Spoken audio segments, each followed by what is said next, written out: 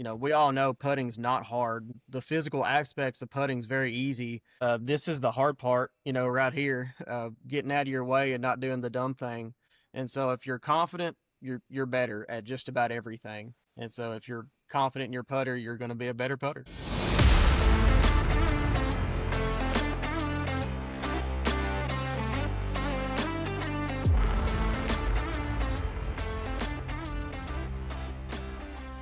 All right, ladies and gentlemen, welcome to another episode of the Whole Story Podcast. Jonathan and Robbie here. Jonathan, happy long day of recording.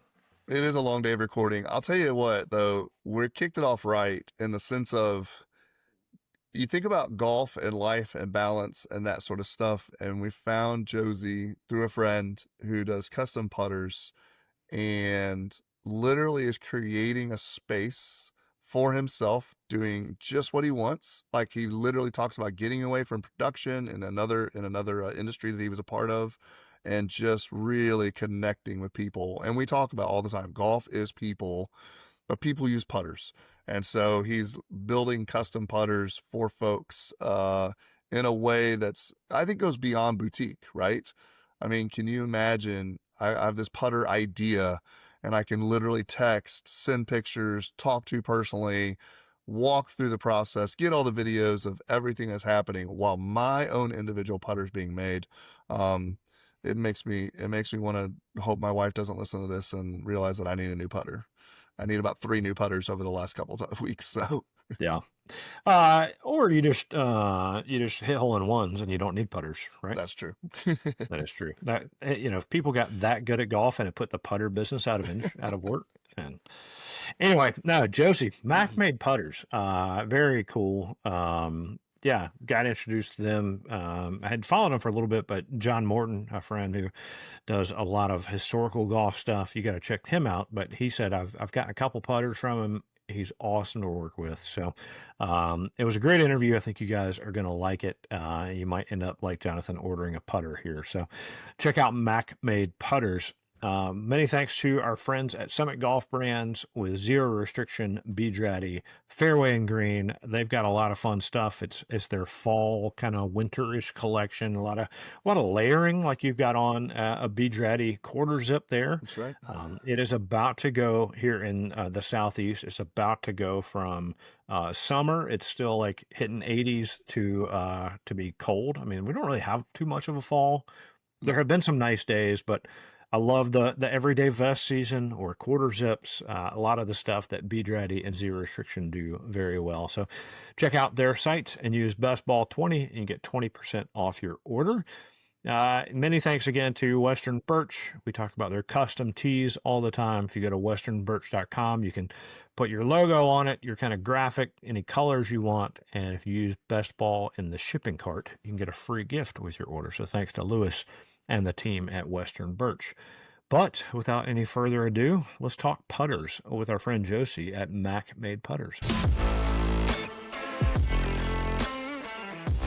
All right, joining us on the Whole Story Podcast today, Josey with Mack Made Putters. Josey, welcome, and thanks for being here. Good to meet y'all. Absolutely. Well, we were just chatting, and I'd seen some of your stuff online, but we were talking about a mutual friend, John Morton, who had gotten some custom putters for you, and we'll get into a little more of that. But as we do with every one of our guests, we want to hear kind of your own story in golf. Did you grow up playing? Was that something that you caught the golf bug later in life? Tell us about that. I didn't really grow up playing the game. I didn't start until I was pretty old, or old in golf guy years. I was probably 12, 13, something like that. Long story short, my parents, we moved away from like my little small town, not super far, nothing dramatic, but just 20, 30 minutes away, kind of far enough to where it made it hard to hang out with your buddies when you're 12 years old. You can't ride your bike down the road to them. And I had a neighbor, he was an older guy. He gave me a set of golf clubs, just kind of like beat around the field in front of our house. And it stuck. It was something I could do by myself. I enjoyed it. I liked the, golf is kind of 1-to-1. The more you work on it, the better you get. And I really like to see the dramatic improvements, or not dramatic at the time, improvements you can make with just putting in some time and beating golf balls around a hayfield. If you started at an old age, I started when I was ancient. I don't think I picked up a golf club till like I was 27, 28 years old. Yeah. But it I also felt- don't make golf putters. So maybe my origin story is just like 12 years too late. Give myself till I'm in my 50s or 60s and suddenly I'm making custom clubs. Well, now, I mean, I didn't start making clubs till I was 32, 33, I guess. So I let it be a hobby for a long time. Well, let's jump into that. What was the career before making putters? What did you do? Kind of, I guess, early stage in the career. Because I mean, if you say you started 32, it hadn't been that long that you've been doing this. No, actually, it popped up on the old Facebook memories last night that 7 years ago, yesterday was the day I machined my first putter. So it relatively new. Feels like yesterday, honestly, when I was still learning how to do this. But I went to college to be a teacher. I've never taught a single day in my life. Completely, I won't say a wasted degree, but pretty much when I graduated, I never set foot in the classroom again. But I've never had a real job. You know, I built hot rods, muscle cars before I did putters. Got a couple in the background there. Can't really see them, but Nice. It's a good looking Tesla. it's hell no, it ain't a Tesla. That's a Porsche, and I put a Chevrolet V8 in the back of it. Tesla. But anyway, like I said, I built hot rods. Like me and a buddy of mine from high school, he started his shop, and I worked with him from day one, and we started out just building little S10 pickup trucks for us and our friends, and then we graduated up to building, you know, middle six-figure muscle cars, big stuff. We went out to SEMA every year. We were good friends with the guys from Gas Monkey Garage. We were on TV. We did cool stuff in the car world. Very, very lucky. But when you build cars that high end, you don't buy stuff off the shelf. You make your own stuff. And with making our own stuff, we paid somebody to CAD model them, to design the parts. We got tired of doing that, so we started modeling our own. Then we had people machine them. We got tired of paying people to machine the parts, wanted to have more control over it. So my buddy, he bought a CNC machine, brand new. We didn't know how to turn it on. We had never had any experience with them whatsoever. But we just figured it out. We sat at the computer. We spent a lot of time on YouTube, and we learned. It's kind of the very old-fashioned, hard, expensive way, but we learned how to do it. And my buddy has thus parlayed the hot rod shop into a very profitable, very big manufacturing facility. And I didn't want to do that. I didn't want to be a manufacturing guy. And so one day after work, we had a little bitty tiny country club in parentheses is just a golf course down the road in the country, that I would go play golf at every afternoon, just about. Had a terrible day putting, had to be the putter, of course. And at the time, I didn't want to learn how to do machining. I didn't want to sit in front of a computer. I didn't want to do any of that stuff. I wanted to build cars. You know, I like building sheet metal parts with my hand, like fabricating a whole car from scratch. I didn't want to be a computer nerd. But he kept leaning on me to learn, to help him out, because I guess he knew I had it in me to figure it out. And so I went back to the shop that night, turned the computer on at 8, 9 p.m., and I just figured it out. I learned. I thought a putter would be relatively easy to make. It's not. It takes a long time. But, you know, I sat there for, you know, I probably put in 3 or 4 months of just computer work. Because if you don't know how to use SolidWorks, you don't even know how to ask the question to figure out the information of what you're trying to learn. So that's, you having to learn the terminology to then learn how to do what you're trying to do. And it just took forever. Cause he told me, I'll let you figure it out. I don't have time to teach you how to do everything. So he pretty much just set me in front of a computer like a child and said, you know, figure it out. And luckily enough, I did. And I made one, and I thought it was the coolest thing in the world. I've still got it. That's putter number 1. She is rough. That's awesome. It's the only one I'll never sell. And 1 turned into 2 for a buddy, and then 2 turned into 4. Some guy off of Instagram asked me if I'd make him one, and now I don't have to go to work. So I'm sure that's how everybody got their start. So you just basically described every guy who makes his own beer in his basement and plays golf's like dream until you got to like 3 to 4 months of trying to figure it out on a computer. Because I mean, let's be honest. We look at these things. You go to a shop.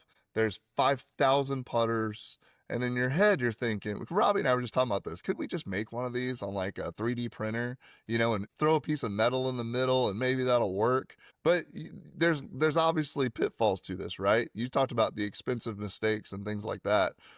How long do you felt like it took till you finally got your groove, or have you even found that yet? I mean, I feel good about what I do now. I'm pretty confident at it.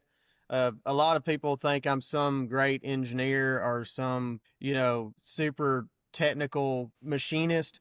I'm not. A real machinist, a job shop guy, they would laugh at what I do. I know how to do what I do really well. When it comes to like figuring out all the other buttons on these things, I don't know how to go in and make my own G code. Machinists know what I'm talking about. I don't know how to do that. Old school guys, they would laugh at me. But without sounding dumb, I guess, like I don't need to. I know how to do what I do. I can make this machine make these putters very well. It's not a fast procedure. I machine very slowly. A job shop would lose a fortune if they tried to do what I do, because I can take all day to make one putter and it makes sense. A real machine shop, they would need to make, 1,000 of these a day to keep the lights on, to pay the bills. It's just two very different jobs, very different procedures. That's why when people like ask me what are different between mine and, like a Scotty Cameron or a Bettinardi or, any other good brand, I tell them that, because it takes me all day to make your putter. It takes them, 10 minutes to make a putter. It's just different. It's a good part too. Can you hear? I don't know. Josey, still there? His upload has been on the very low end. So Yeah. Gosh darn it. We were just getting to the exciting part. Lost y'all for a second there. I'm sorry. Hey, there you are. There you're back. Yep. Sorry. You were describing the difference. That's all right. You were describing the difference between like what you're doing versus, on the shelf at Dick's Sporting Goods type thing. What's the distinction there? The big difference is I do ones and twos. I would guess a machinist would classify my shop as a prototype shop. Prototypes mean, you're milling one at a time, whereas a machine shop, a job shop, they would do 10,000 of these, a week.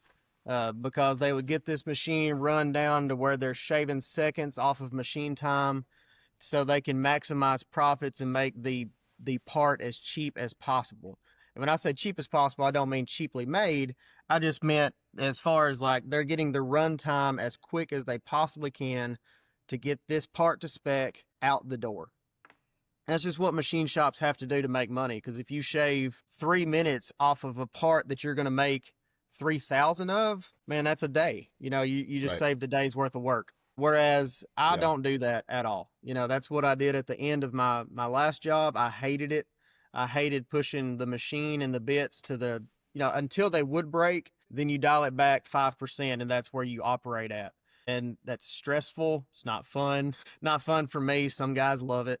But I like making 1 or 2 of these a day, having a real good connection with, both of y'all. If you get a putter, I text back and forth, phone calls a million times. You get every picture of, sorry, I'm a terrible host here, but, a putter starts as one of these.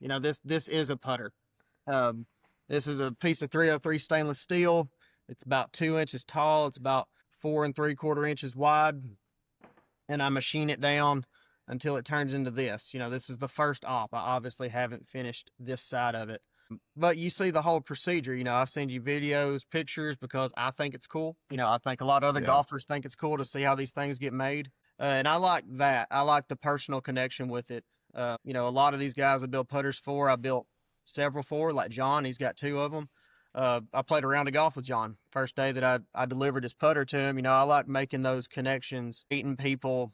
I think it's a little deeper than just selling somebody something. I don't know. It's kind of like getting a little esoteric about it or getting deep, but I think that's the cool part about it. No, but I mean, that's the boutique style, right? Like if you're in Alabama, is that right? That's correct. Yeah. Yeah. So like, I mean, if you're within a couple hours, if I were ordering a custom putter and you're a couple hours away, my first thought would be, can we play our first round together That way I can yell at you and blame you and the putter, not my putting. And then you'll be like, listen, no custom putter's going to save this game. Yeah, I do make a promise, and it's like the brand's guarantee. My putter will make you a scratch golfer before you die, or money back. So I'll happily give you money back if you die before you can become scratch, and it's my fault. So I'm happy to absolve that. But it is cool. I gotta ask though. Yeah, like you said, you had an idea to make the first one because you had a bad day putting.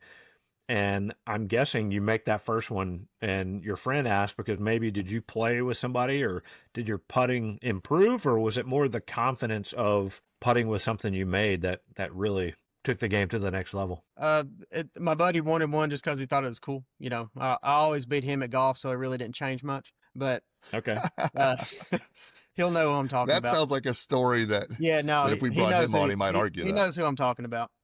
But I do think there is something to it. If you have something that you're confident in, that you're financially invested in, that you don't want to just go trade it out for something else, you're going to practice with it longer. You're going to get more feels with it.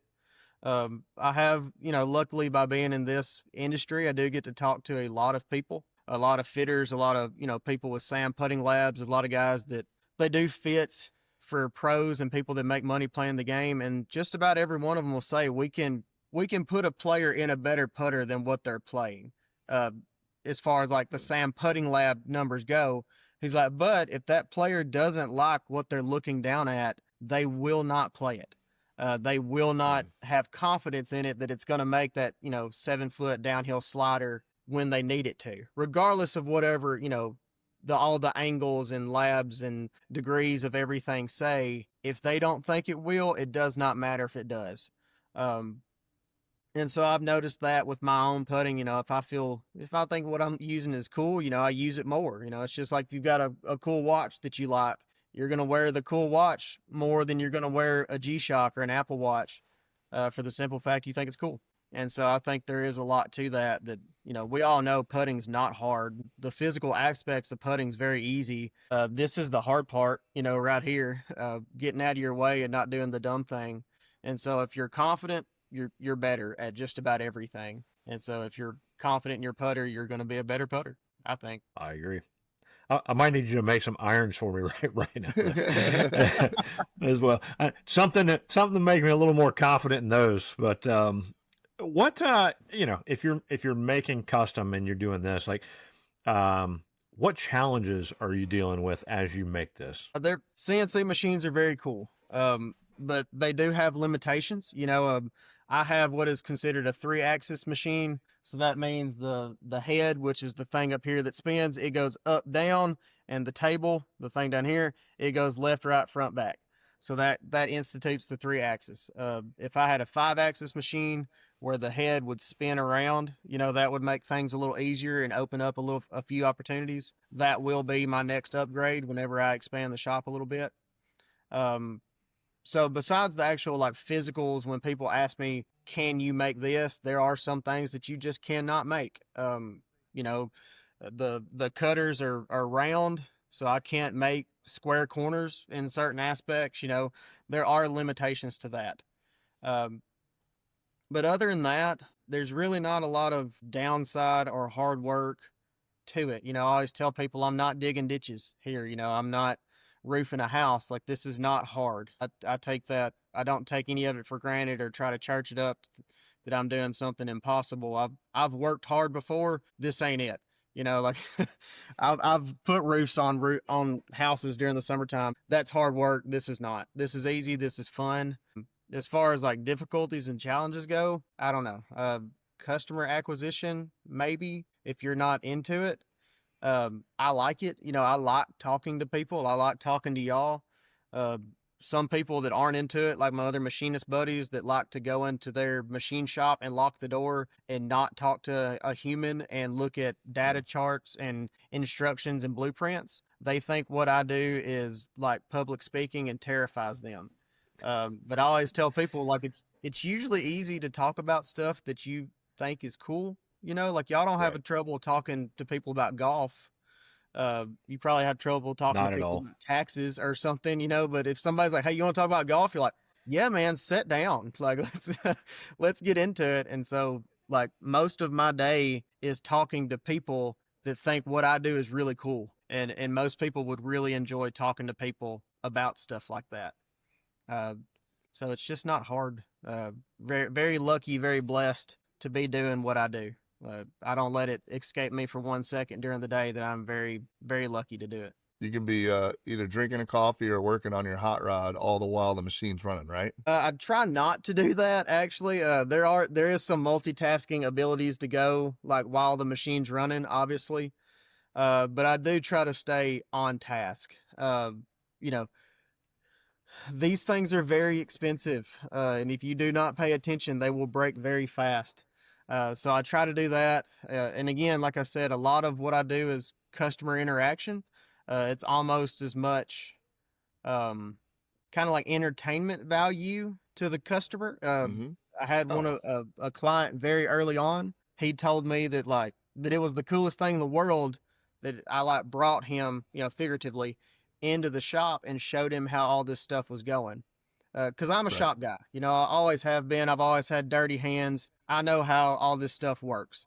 I took it for granted, or I didn't think people would be interested in it because he was, you know, he was a business consultant, you know, one of those white collar jobs that you really don't know what they do. But he said, like, you know, this stuff is like the coolest thing in the world to me because it's like watching a TV show, you know, as I have no idea how Yeah. shop stuff works, you know. And I was like, huh. He's like, honestly, like you showing how it happened was as cool as getting the putter. He said, you should highlight that. I was like, well, I guess if people want to, I mean, if people want to see it, it don't hurt me nothing to show it. And so there you go. You know, I think a lot of my secret sauce is I enjoy talking to people. You know, I enjoy texting all of my customers. Every person I build a putter for, they have my personal phone number. Uh, Text them. They'll talk shit about the, you know, upcoming Tennessee Alabama game this weekend if they know a big one's going on, or the amount of text messages or phone calls I got from guys I hadn't talked to in years when we had our baby was really cool. I get Christmas cards from people I built putters for 3-4 years ago. Yeah. So you know, I do like to think it's more than just selling somebody something. It's pretty cool. You know, it's pretty easy to make friends with people that are into the same stuff you are. And if you're buying something from me, there's a pretty good chance you're into the same stuff I am. So Yeah. Well, as a guy who can't turn a screwdriver, I think that would be fascinating to watch that process. I see a red button. I assume that means stop, and that would be the extent of my abilities if you asked me to come in yeah, and that's help. the bad button. Right. It is It actually either means labeled. stop or don't press. It reads emergency stop. It's even scarier. Do not touch it. So there are some scary things about it. Because this thing, mine anyway, it can run at maximum at 500 inches a minute. That's very fast. That's really cool when you're making parts, so it makes parts faster. It's not Yeah. cool when it slings this thing down into the table at 500 inches a minute and it explodes. Because you can do that very easily with one wrong click, and point oh 0.01 and point 0.1 are two very different numbers. And it'll break stuff quick, man. Every machine, I don't care how long a machinist has been doing it. You know, you'll be trying to be efficient, and you'll be trying to do two things at once, and you'll click on one you meant to click on the other one, and you'll hit cycle start go, and boom, you just broke something and you wasted an hour. It just Wow. happens. Yeah. These things are So super it's a cool. rounding error. Whoops. Yeah. Oh, they're super cool. They will do everything and anything you tell them to. That is also their extreme downside is they will do anything Right. and everything you tell them to with almost zero care for its own maintenance. It will burn itself to the ground if you want it to. That's crazy. Are you sure you really want us to do this? Because I'm about to launch this putter at your face. So heads up. Oh yeah, it will. If you'll go to Um, any like real machine shop, luckily mine is not, but you will see outward dents on the body of it every now and then, and because it can grab and throw apart. If these cutters take too big of a bite into a piece of metal, it will launch that piece of metal like a gunshot into the wall or through it. We had a couple of parts go through the walls of our machines at times, and it'll scare you to death. I bet it will. Well, how do you come up with designs, right? Like you said, people have to like what they look at because that gives them confidence. So how are you coming up with designs and things that make the Mack Made Putters stand out? Well, I mean, I'm not sitting here saying like I'm reinventing the wheel. There are some tried and true shapes, like one of the Newport or the Ping shapes. That's a classic. That's like a 32 forward. Everybody's gonna have one. Everybody loves it. It's just a good shape. Whereas some of them get, pretty different. As things evolve, this is kind of like it's vaguely modeled after like a Spider Tour, that kind of shape. And luckily, just about every one of my putter heads has been designed because it was requested. Um, Other than like the first one or two I ever made way back when, I really don't have the free time to go in there and just say like, oh, I'm going to make a My Day shape for fun. I usually get somebody sending me an email or a DM or a text saying like, hey, can you make me a My Day putter? But I want it a little wider and a little thicker and a little heavier, but also maybe a little lighter. Can you do that?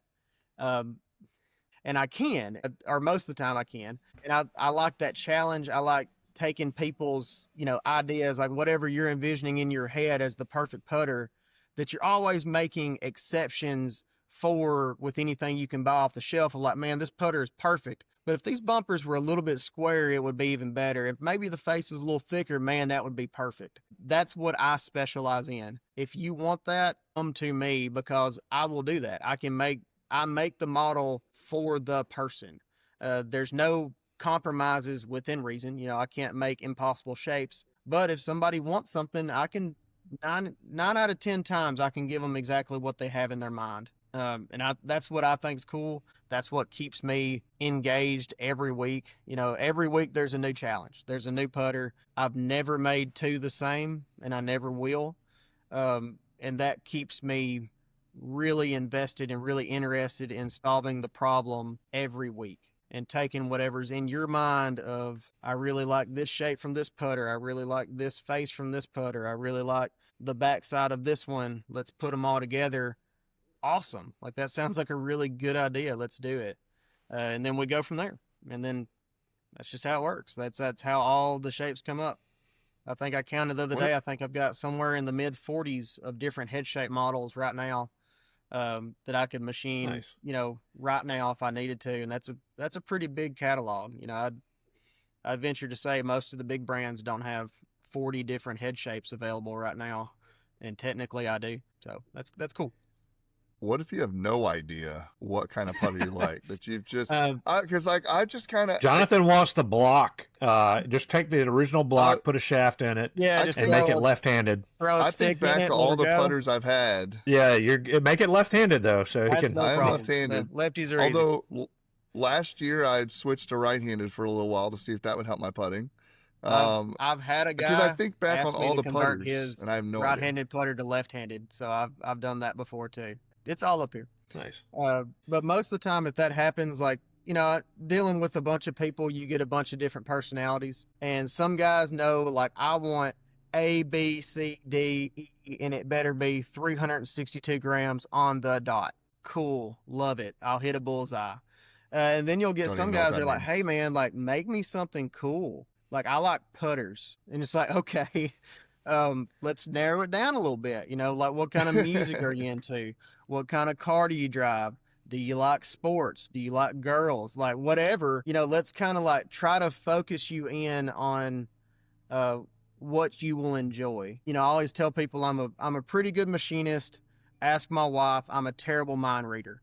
So I do like to get as much information from people as I can so I don't have to guess. The last thing I want is for somebody to be unhappy with something they get from me. I don't want them to say like, man, I wish I would have ... on this part of the putter. Man, let me know. If you don't like orange, I won't put orange on it, because if you leave it up to me, I probably will. That kind of stuff. I don't like orange. Fair enough. Not everybody's good. But that's the challenge. That's the fun part, honestly, is getting to know. And I think it makes me a better, just probably human in general, is because I do get to interact with so many different people, so many different personalities. Because I'm luckily for the internet, I send these things all over the world. I sent one to China last week, Thailand, Singapore, Australia, Austria, South Africa. They kind of go everywhere. And so you get to like not actually meet, but interact pretty heavily with a lot of people and a lot of different cultures. And I think that's real cool. Like that's been fun. Think about all the IOUs you've got. If you ever decide to like do a world tour of golf, you'd be like, hey, remember me? I built your putter. Yeah, come on. Let's go play around. For sure. That's the side effect, like the side good effect of the job is I have like a pretty good, like, hey buddy list whenever I'm going somewhere. Like if I'm in town in Charleston, I've got like my Charleston contacts like, yo, hey dude, y'all playing golf this weekend? Cause I remember you were in Charleston or Houston or LA, like right. I've got a pretty good, hey buddy list of wherever I'm going. And that is the side effect of the job is I've got to sneak into some pretty nice places. Just because people are very cool and very nice and very accommodating. I bet you have. Well, this is fascinating, and I'm kind of like Jonathan. I've had blade putter. I had an old Odyssey 2-ball putter back in the day. I feel like I roll it pretty good, but as far as if I was going to get a custom putter, I don't know where to begin. So I think that's a great part about working with somebody like you is the questions you'll ask to figure out what does Robbie really want? What does Jonathan really want? And a putter that's going to make him, again, be confident when he's looking down at that thing to hopefully make some more putts. I think that's a great quality to have when you're a custom putter guy. Yeah, I couldn't tell you what my current putter looks like. This is funny that it come up, but y'all asking that. I'm talking with a customer right now or yesterday, and I asked him, like, send me some pictures of stuff that you like. Like, if you'll send me a picture, I know exactly what you're talking about. And he sent this many. I hope you got time. Oh, jeez. We got a lot of options here. This is like a lot of options. Said, sometimes you got to like rein in the choices.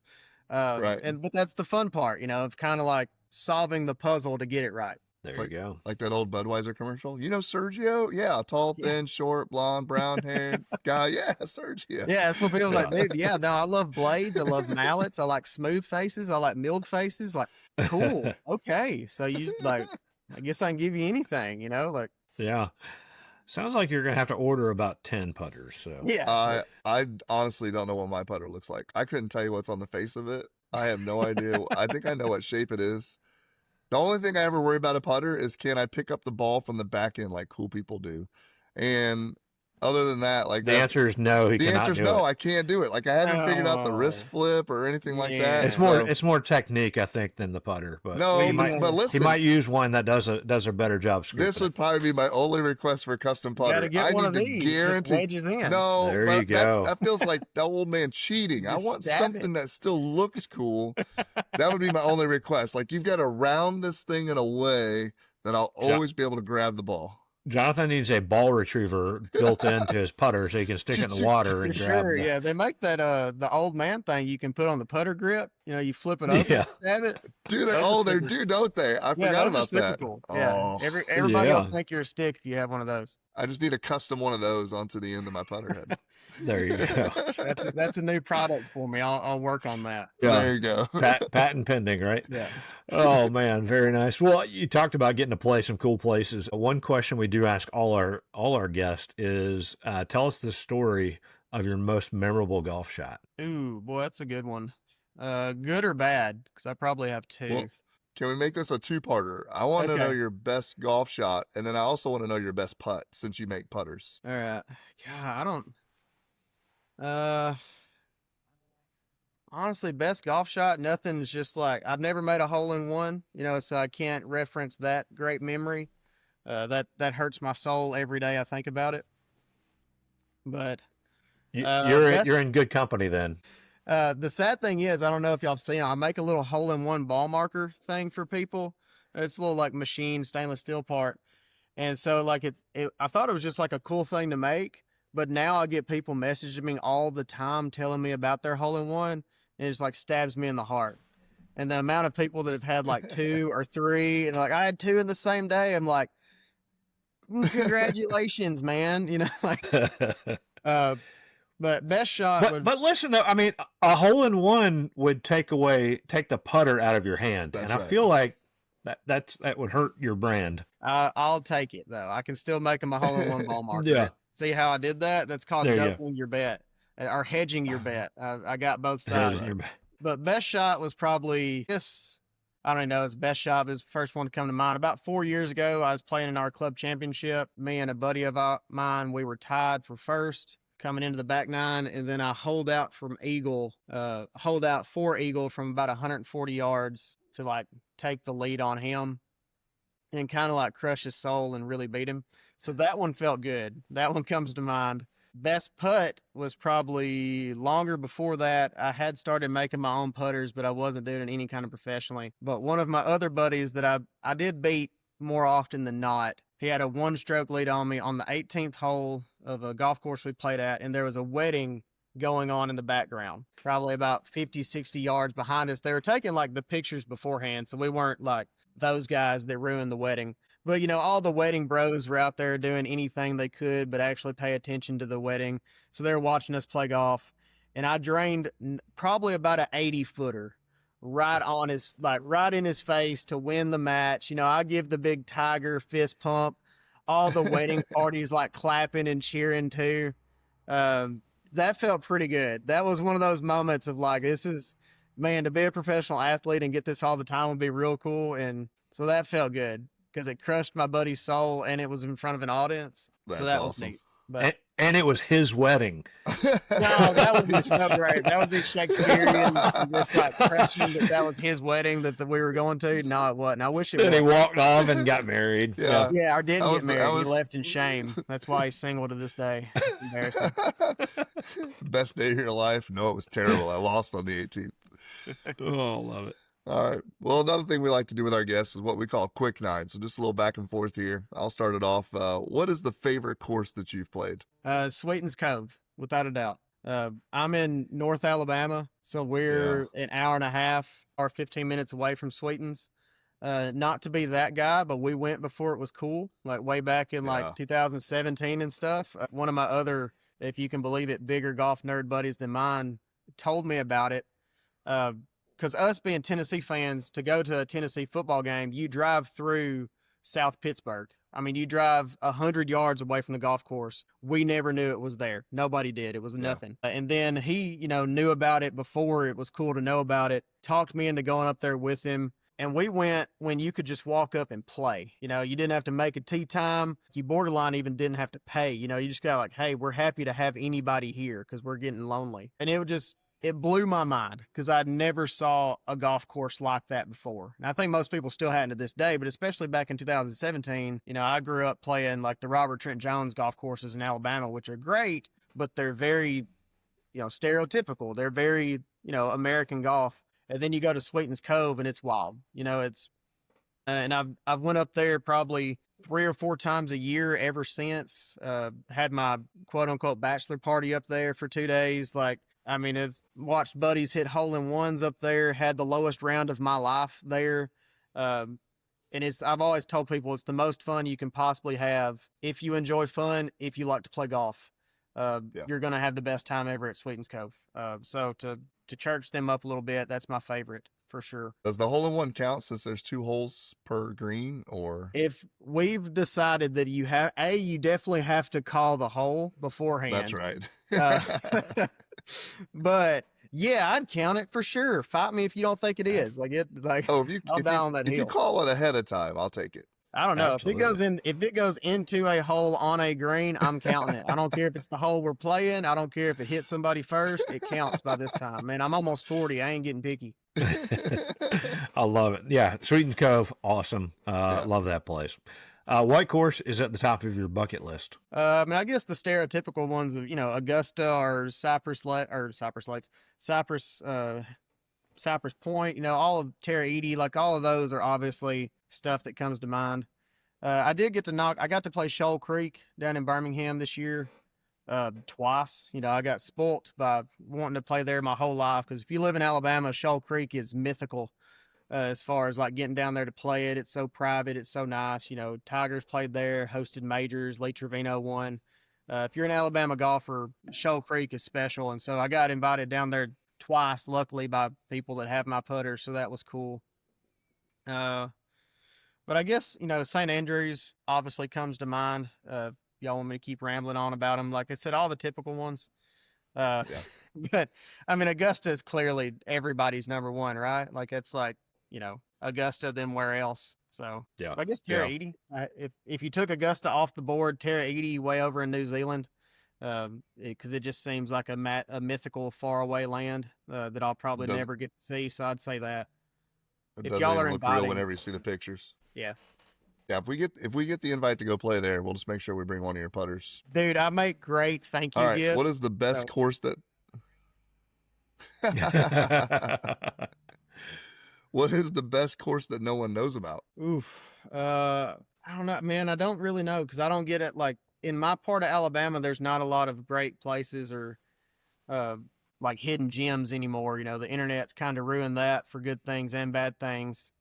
I did get invited down to play Vestavia Country Club in Birmingham this year.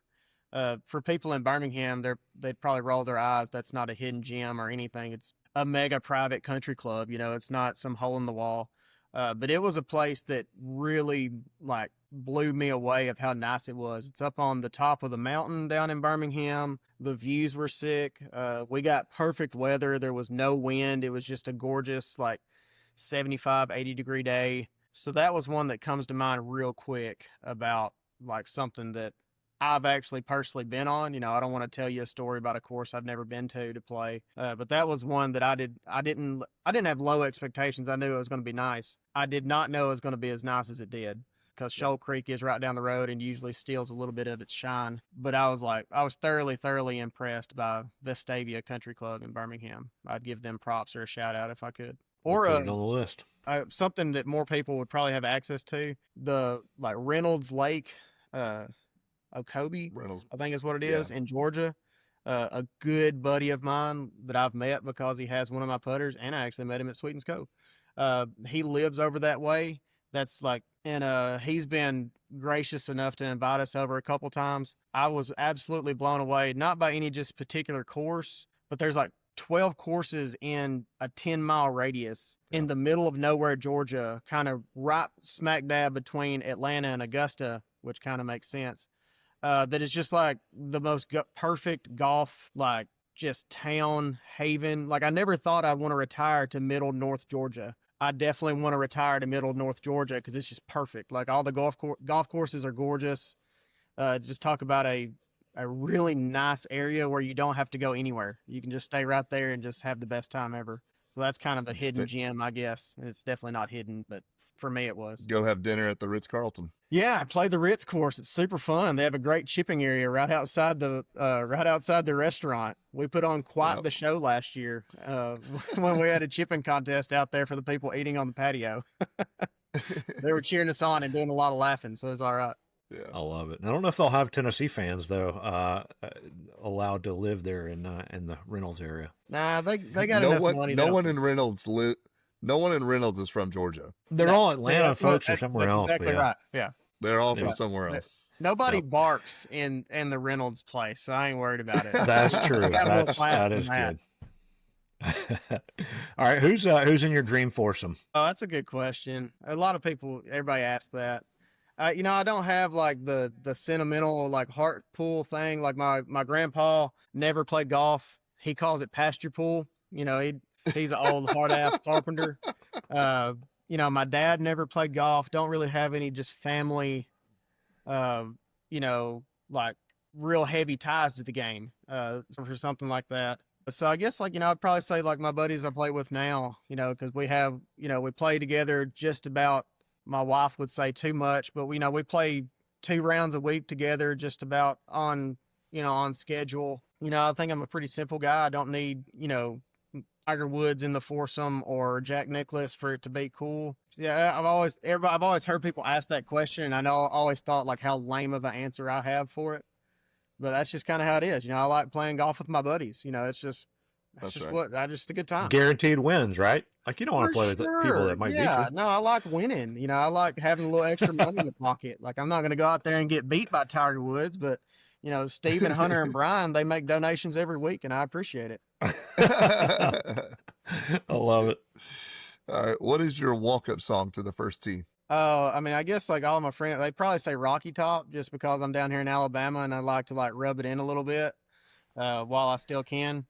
But I don't know, like I don't get tired. If you had to pick a rap song or some early 2000s Lil Jon to like make everybody mad, to get everybody pumped up, like Rep Yo City would probably be a good one, I guess. Like I'm a pretty anti country club guy, so anything mildly offensive would probably be good. Or Sweet Caroline. I'm just gonna like play to the crowd. But Nice. All right. Besides the putter, what's the favorite club in the bag? hmm. I'm pretty proficient with driver. You know, one of my buddies the other day kind of said that was my superpower was I don't hit driver that bad. You know, as far as like offline. But I'm like everybody else. A good 7-iron's hard to beat. Just like it. Yep. So yeah, Yep. hitting 7-irons all day long at the range is probably the best time I could think of. Yep. All right. What is your favorite snack on the course? I'm a peanut butter and jelly guy. Pretty basic. You know, it's probably not the most healthy thing in the world. I'm not really a hot dog aficionado like some people are. You know, we're in Alabama, so everybody's usually got a bag of deer jerky or something like that to go nibble on. But peanut butter and jelly sandwich always hits. All right. What is the favorite golf course logo? That's a good one. What is it? Rodeo Dunes, for sure. I did a putter for one of their like founding members, I think is how he categorized it. Super cool guy. He's got 2 or 3 of my putters, but he got hooked in with that place out there. And I put there like, you know, cowboy riding the Bronco on the putter. Like it looks, hopefully they don't sue me because it's pretty much exactly like their logo. But I just thought it was sick. I was like, what a good logo. And you know, it's not like, you know, I've got all the country club stuff, like all the crest logos and all that good stuff. I think those get a little basic, kind of a little tired, a little played. So something now when people are more leaning into unique to this place is super cool. And especially, you know, a place called Rodeo Dunes has got a cowboy riding a Bronco for a super bougie golf course. I love it. Like that makes no sense and it's so cool. Great logo. Yep. All right. Last question. Finish this sentence. The best part of golf is Alone. I played a lot of golf alone. I still to this day I love being the last guy on the golf course. I like being, you know, where the last green it's a little bit too dark. Like I've always enjoyed that, and I always think like that's where, you know, you get to do a lot of thinking. And nowadays I don't think enough of us spend enough time doing nothing. You know, we all got our phones out, or we all got work or whatever. Whereas like when you're playing golf, you're usually really focused on golf, and luckily there's usually a lot of time between shots, so you get to think about a lot of stuff real deep and real hard. And I've always liked that. I've always liked the solidarity part of golf. Of it's on you to play good. It's your fault if you're playing bad, and when you're out there all by yourself, you know you're just competing against yourself. And I've always liked that aspect of it. I like it. Very nice. Well, Joseph, this has been a lot of fun, man. Tell everybody where they can find your stuff and order a custom putter from you. MackMadeWorkshop.com. If you want to go to the website and check it out, MackMade_workshop on Instagram is probably a better way because I'm lazy and I don't update my website. But you can always get on there and take a look at everything that I've done so far. Send me a DM. Questions are free. That's just how it is. Reach out. You know, I'm not a business. I'm not a shop. I'm not a company. I'm a one man in his workshop in his backyard. So it just, you know, holler at me the same way you would your best friend. Ask me what questions you need to ask, and let's build something cool. And while you're getting your putter, you will become best friends. So I love it. Hope so, especially if you're a member of Augusta. So there you go. There you go. Well, we haven't done the analysis yet, but we're pretty sure a lot of Augusta members are listening to our podcast. So yeah, I bet I'm sure somebody will be reaching out soon. Yeah, love it. Yeah, awesome. Well, I live in Augusta, so if you ever get the invite and you need a fourth, I'm right here. I'll fill you in. There you go. Well, Joseph, this has been a lot of fun. Appreciate it. Yeah, everybody check out Mack Made Putters. Go get you one, and he will put a lot of loving touches on there for you, even if you have no idea what you want. So thanks for joining us. For Josey and Jonathan, this is Robbie. You guys have been listening to another episode of the Whole Story Podcast.